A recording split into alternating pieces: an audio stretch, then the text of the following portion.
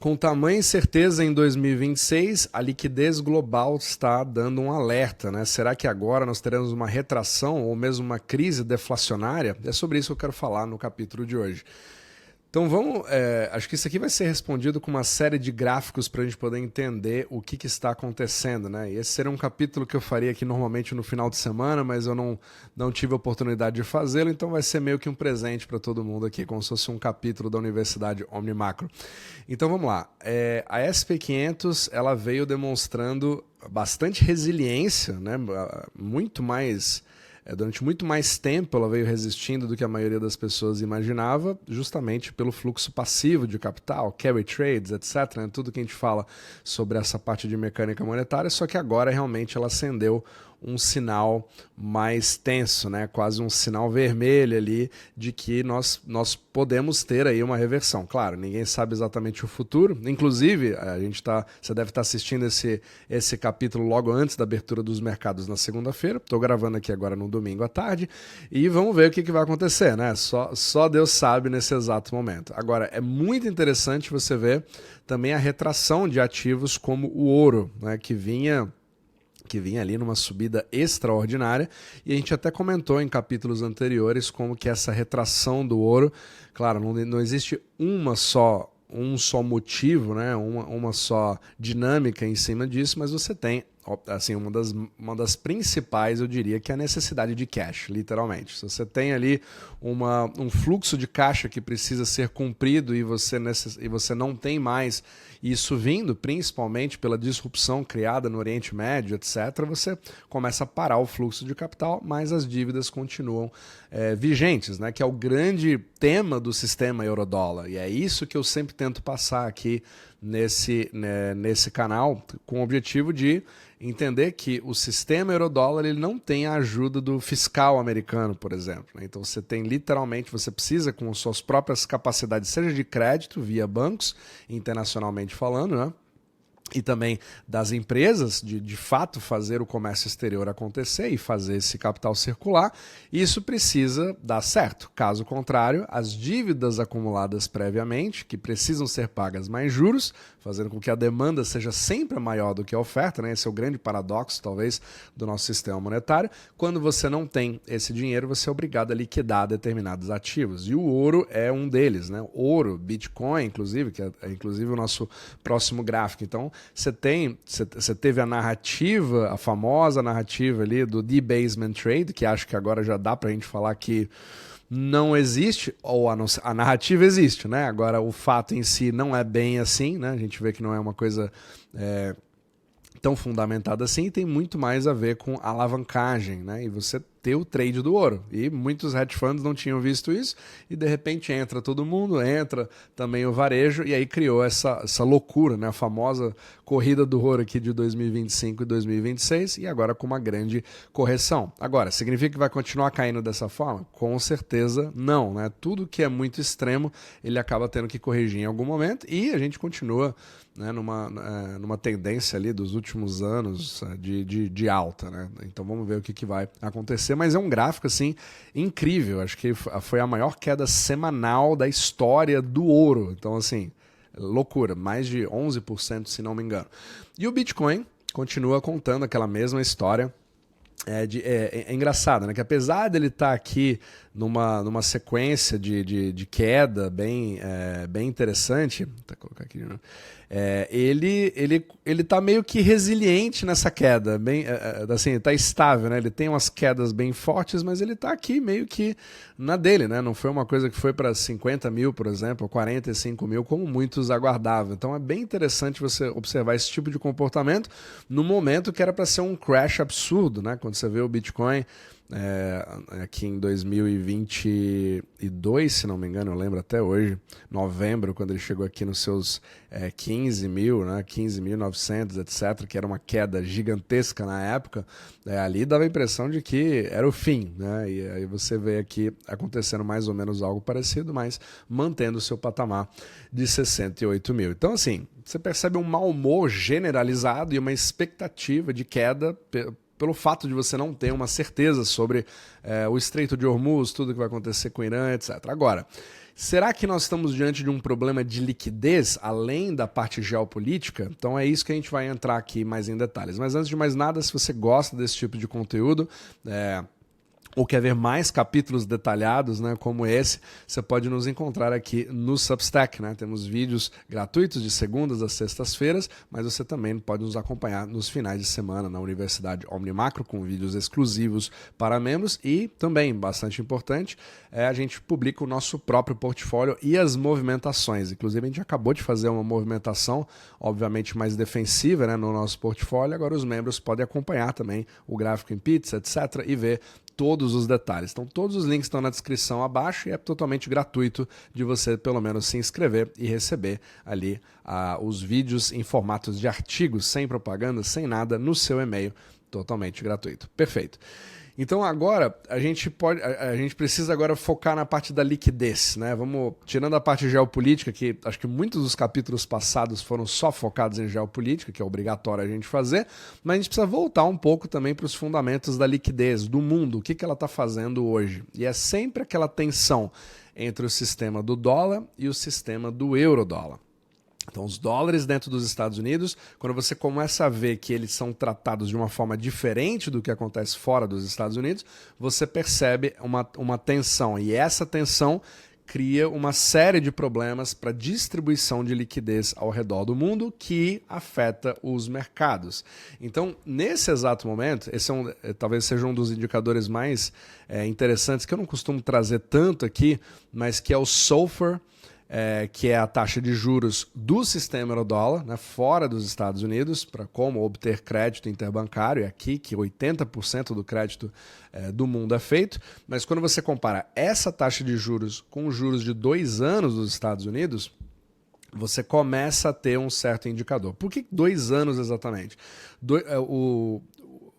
Quando você olha a curva, né, de bonds americana, para quem não sabe, deixa eu até colocar aqui, deixa eu ver o corrente, a curva nesse exato momento está assim, até interessante porque ela está subindo, né? Ela perdeu aquela barriga, justamente porque o Fed começou a fazer, né, as alterações. Isso aqui era olha que loucura, uma semana atrás a curva estava assim e ela perdeu essa barriga em literalmente uma semana. A gente teve um grande movimento para cima de toda a curva de juros americano, que ficou muito interessante, né? Trazendo ali um mau humor gigantesco, e isso com certeza vai trazer uma preocupação para a administração, porque quando você olha aqui de 20 anos, quase batendo 5%, 4,94% do de 30 anos, o de 10 anos foi para 4,38%, etc. Então você vê aqui claramente um certo estresse. A curva de bonds, ela que define um pouco do humor, ou até um pouco do que a própria administração Trump deve fazer e responder. E muitos dizem que esse é o motivo pelo qual o Trump fez aquela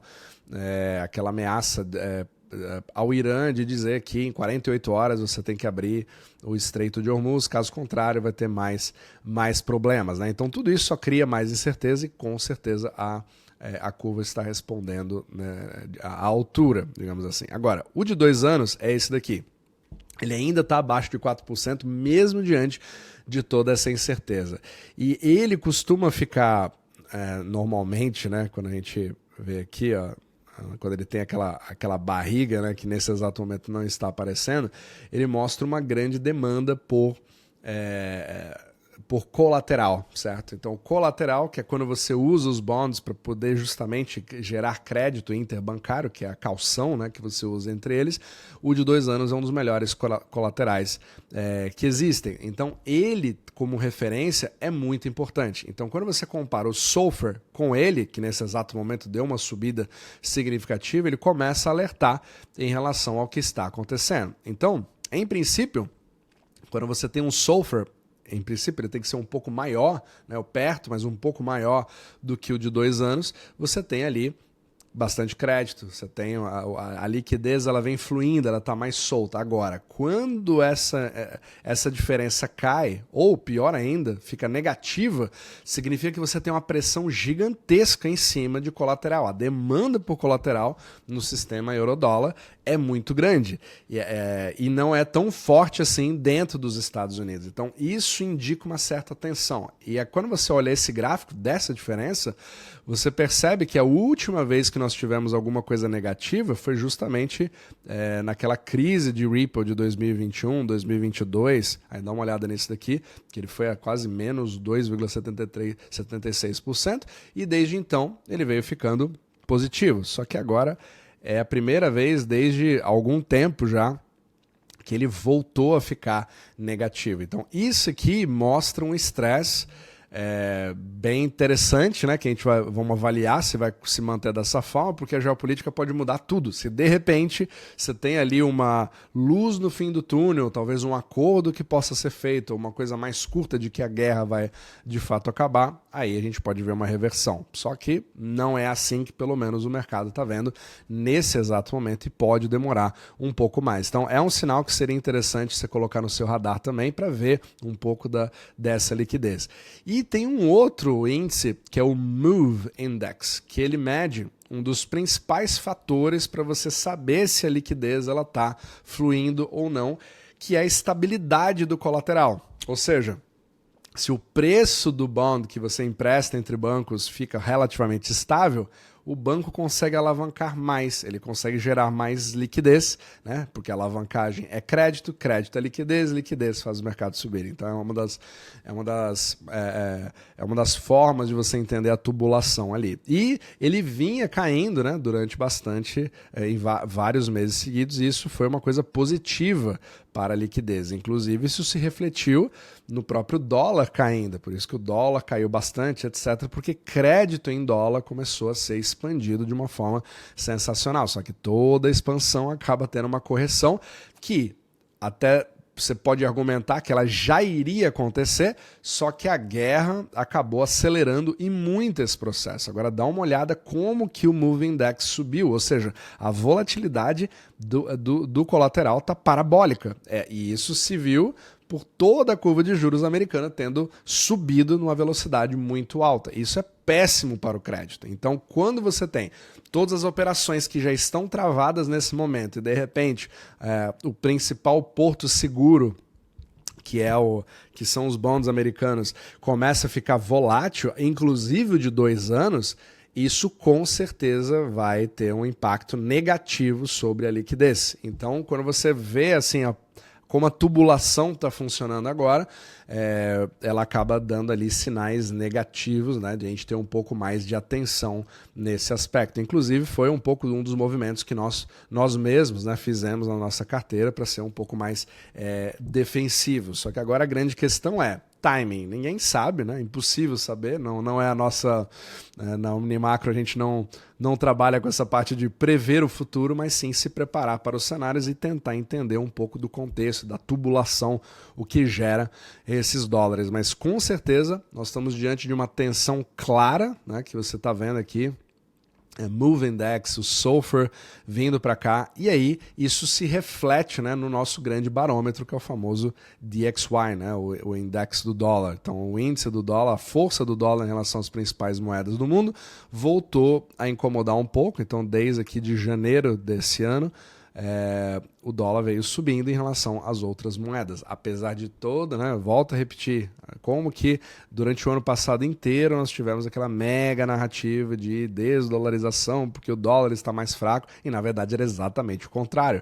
Você estava dolarizando, você estava criando crédito, você estava injetando liquidez no sistema global, só que todo esse dinheiro que foi pego emprestado, seja por alavancagem, seja por empréstimo, seja por concessão de crédito privado, etc., tudo isso gera juros a serem pagos e uma demanda futura. E aí, quando você tem disrupções como essa, que pode ser considerada como artificial e não uma decisão de investimentos ou um problema de especulação excessiva, uma coisa como 2008, por exemplo, você acaba tendo a aceleração disso.